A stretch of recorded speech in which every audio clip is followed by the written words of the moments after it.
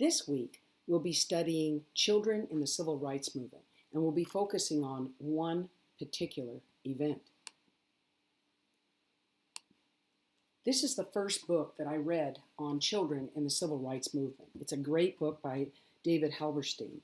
The book focuses on 8 young black college students from Fisk University that studied the methods of nonviolent protest taught by Gandhi and Martin Luther King to lead sit-ins at lunch counters in Nashville, Tennessee. That was in 1960, but we'll be looking at what happened in Birmingham, Alabama in 1963. It's called the Children's Crusade, and it happened on May 2nd of 1963.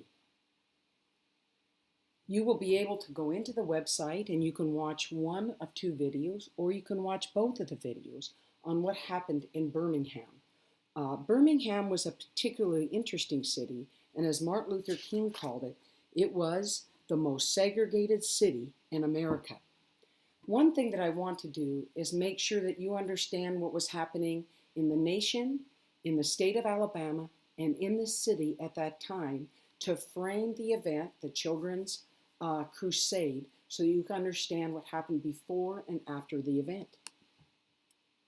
So the first thing that happened that year is on January 14th, Governor George Wallace gave his famous segregation speech, which he said, segregation now, segregation tomorrow, segregation forever.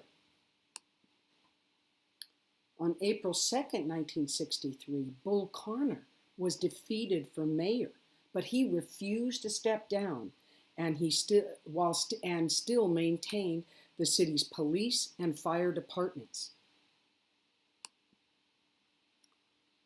On April 3rd, To Kill a Mockingbird was playing in the theaters in Birmingham. It's a wonderful movie. I'm sure many of you have seen it. Hopefully you'll read the book, but it surely relates to what is going to happen in the Children's Crusade. Then on April 3rd or April 12th, Martin Luther King is arrested in Birmingham for his activities in the civil rights movement. On April 16th, he'll write the letter from the Birmingham jail. It's a wonderful document and you should look into it. But in it he said, freedom is never voluntarily given by the oppressor. It must be demanded by the oppressed. Then you'll look at May 2nd's Children's Crusade. After the Children's Crusade, on May 10th, King and Reverend Shuttlesworth, a civil rights leader in Birmingham, announced success with the city leaders, that businesses would be desegregated. But the next day, on May 11th, Black-owned Gaston Hotel is bombed. The next month, on June 11th, Wallace stood at the schoolhouse door to keep blacks out of the University of Alabama. That evening, John F. Kennedy, our president, had had enough, and he addressed the nation in his famous civil rights speech, where he said, "We are confronted primarily with a moral issue. It is as old as the scripture and is as clear as the American Constitution."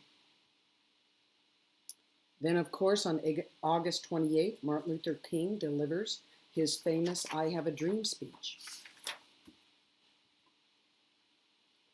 On September 4th, several black children will enroll in all-white Birmingham schools.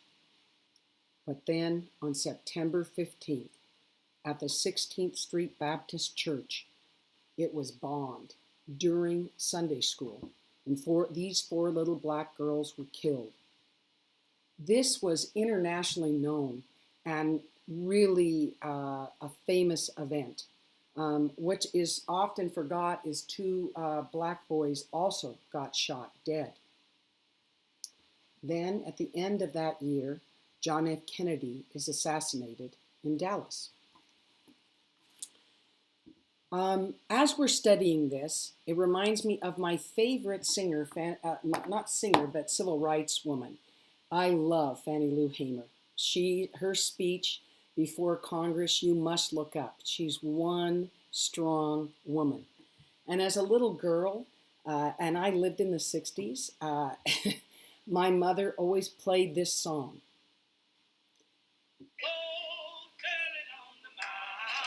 We sang it in church, and it always reminds me of the civil rights movement. I will see you on this week when we study children in the civil rights movement.